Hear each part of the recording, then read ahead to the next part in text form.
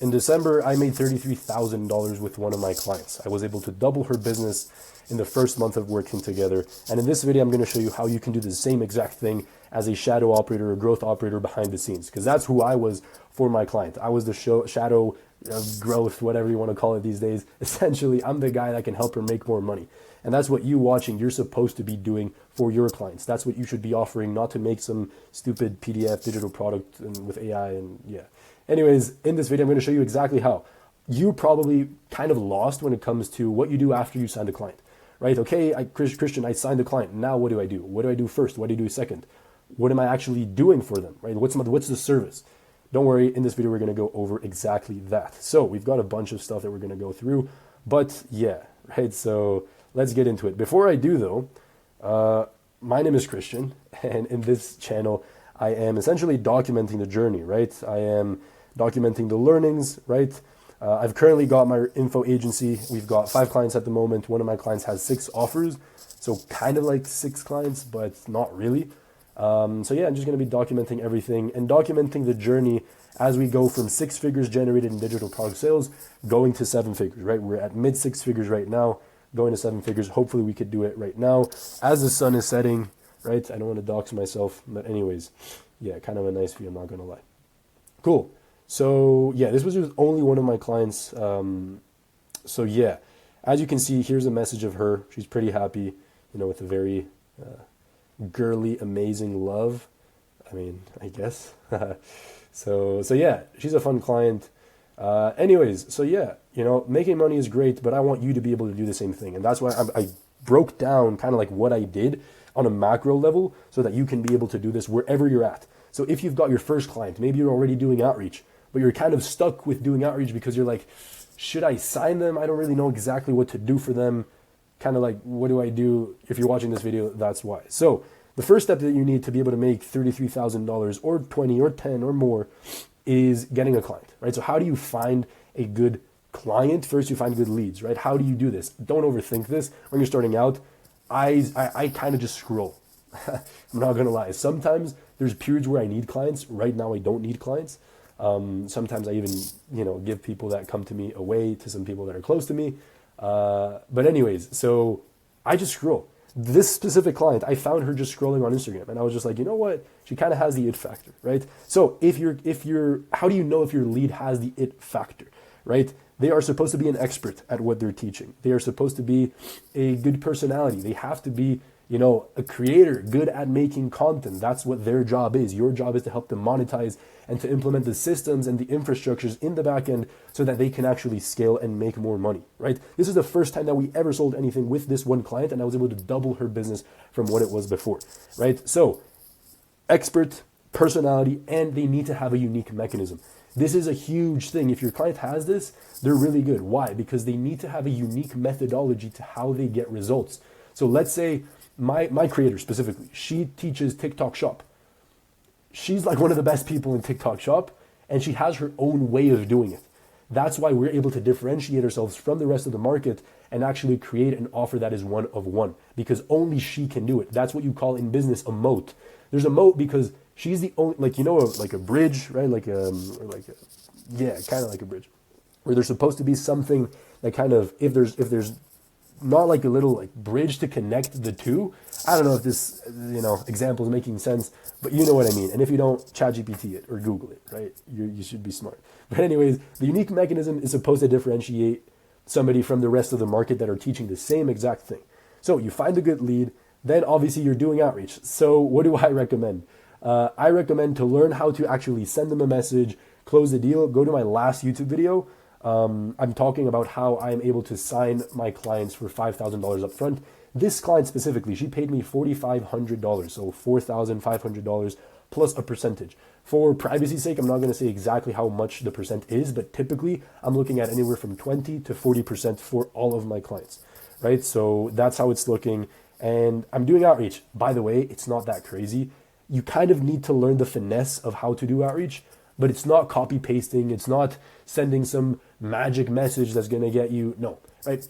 Kind of, there may be some sort of like magic way to do it in the back end. I share how I've done it, right? One of the guys that's like following this and following my advice sent like 10 messages, got 7 replies. and booked 2 calls. If I have the screenshot, maybe I'll put it up. But anyways, so yeah. Then once you have them, what are you actually doing? What is the service? So you want to go from finding the client. By the way, this is kind of dark. It's getting dark already. Sun is setting. Yeah, I guess this is fine. So yeah, let's crack on. Cool. So audience analysis. This is the first step that you need to do with every single client, right?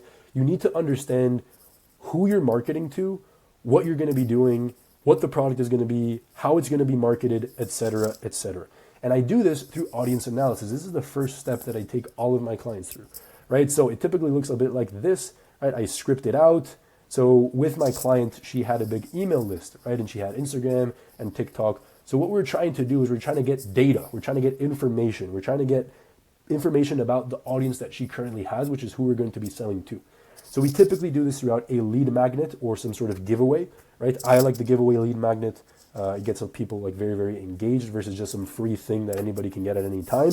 A giveaway is finite. It's going to end in like 48 hours. So a lot more people, are interested in. So there's a form that you need to fill out. So essentially, we'd say that we're going to do this giveaway. Depending on your client, you can do a different type of giveaway. Maybe it can be you're giving away a one-on-one call, you're giving away a free module, you're giving away whatever, a t-shirt, a Starbucks gift card. Probably not. It's probably a bad giveaway. Nobody cares about a Starbucks gift card. If you do, there's better things in life. Anyways, so we're getting a bunch of data, right? So this is all data points, and we can understand who our ICP is. What is the ICP? Ideal client profile, right? Or your avatar, right? So not like the blue guys like from the movies, but like your avatar. What are you asking here? You're trying to get the demographics of the audience. These don't really matter. It's more like the psychographics. What are their fears? What are their underlying fears? What are their underlying problems? What do they want? What do they say they want? What do they actually want? If we understand this, then we can build an avatar and speak to that person within the marketing, within the product, within the offer, right? Because if we don't know who we're talking to, it's very hard to make something that resonates. This is the process of what I like to call finding product market fit. So yeah, learn that. This determines the marketing angle and the offer. So how are you going to angle the marketing? What exactly are you going to say? How are you going to say it? Right? If people care about, let's say you have a fitness creator and your fitness creator cares, I guess the audience really cares about aesthetics, then what does that say? It's talking to the insecurity of the audience. So then maybe you make the marketing angle a bit about that, right? So yeah, then all of this stuff simplified, you're trying to figure out what you're going to sell and who you're going to sell it to. Simple, right? So you first do the audience analysis. That's the first thing. Then once you have that, you create the offer. So this would be, right, creating the offer, the value proposition, the price, how many available spots. I like to do spots because my specialty is launches. I'm a launch specialist. That's what I like to call myself. That's, I guess, my brand. And that's one of my differentiators in the market. And that's why a lot of people want to work with me. But spots is very cool, right? Because it's like limited.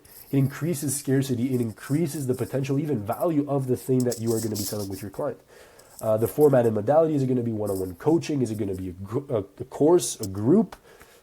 Typically PDFs and ebooks and like all that low ticket stuff is typically not ideal. But anyways, yeah. And then the content and SRP. This is a concept that is called student result process. You're going to essentially help your client understand the process of how to take their knowledge and package it into this program, right?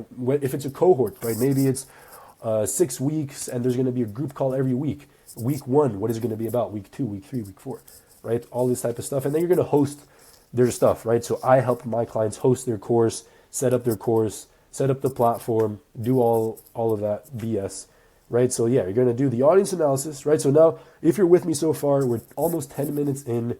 Comment 10 out of 10. So 10-10 if you've made it this far, and that means you're going to have a 10 out of 10 2026. Let's go. So you found leads. You're doing outreach and you're closing deals. Now, the first thing that you do the audience analysis. You finish the audience analysis. Now, what do? You create the offer, right? And this, you're doing it kind of like in the back end. So I would even say this kind of goes here. Wait a freaking second. Yep. Okay, cool. So yeah, in the front end, what you're doing is you're building the systems, right? Or I guess this is also kind of like in the back end. Yeah, this is kind of like in the back end too. I guess this is the front end. So yeah, build systems and infrastructure, right? So there's 5 things that you're mainly doing, right? There's maybe a few more, but I don't want to overwhelm you. The first thing you're doing is you're creating funnels, right? You're creating a funnel, something that's going to help you capture leads, right?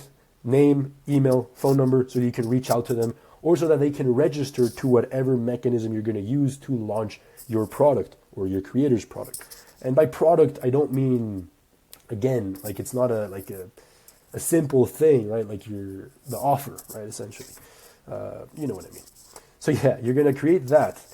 So typically, what I did for my client, right? We created 3 pages, or actually 4. I kind of regret making 4 because it hurt our conversion rate, our show up rate on the webinar, which is the type of conversion mechanism that we decided to use. So yeah. But essentially, a page where people can see. This can sometimes be a VSL and an application, or a VSL and a book a call, or a register to a live event, all this type of stuff.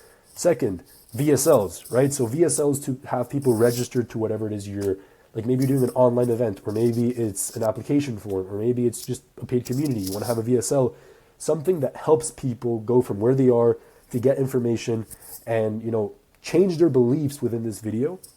And I guess that is a system, right? Because that system helps people go from cold lead to warm lead, or kind of warm, right? Depending on where you're at.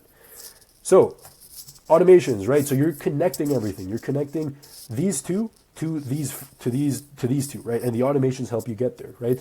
So essentially, I like to use Airtable as well to kind of like track the whole thing, to get data, to get metrics, and see everything, see my conversion rates.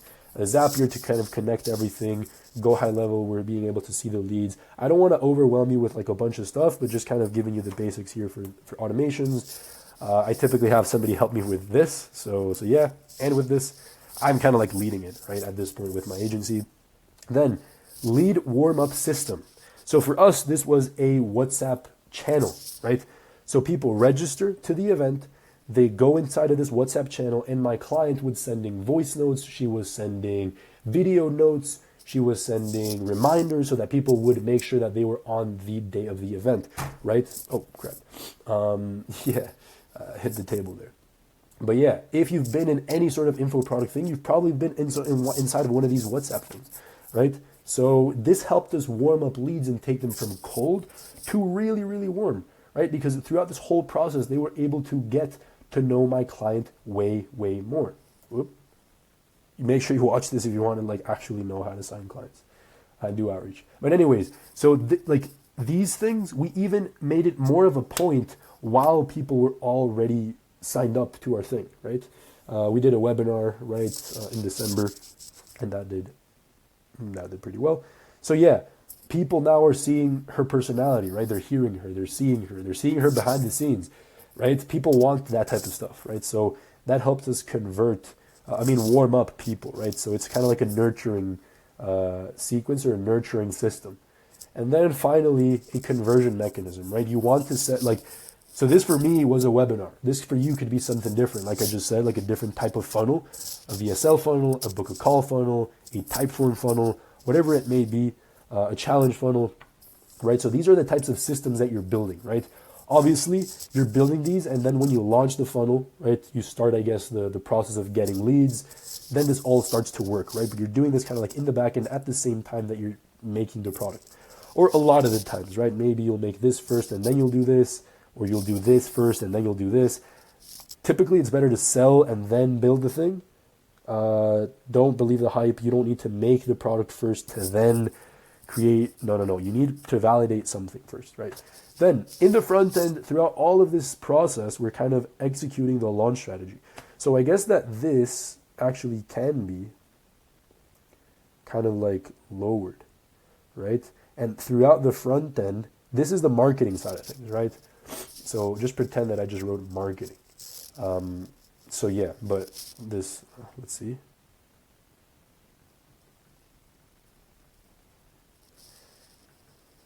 This is terrible, guys. I started and now I have to finish it. I can't not. Marketing. It's Not that bad. Come on. Rate me in the comments. How was, like, was this a 10 out of 10? 2 out of 10? 9 out of 10? Anyways. So yeah, this is, wait. Yo, okay. There, we're back. So cool, this is kind of like the marketing side of things. The launch strategy. What are you doing before you launch so that you make sure that people register or go through your systems, right?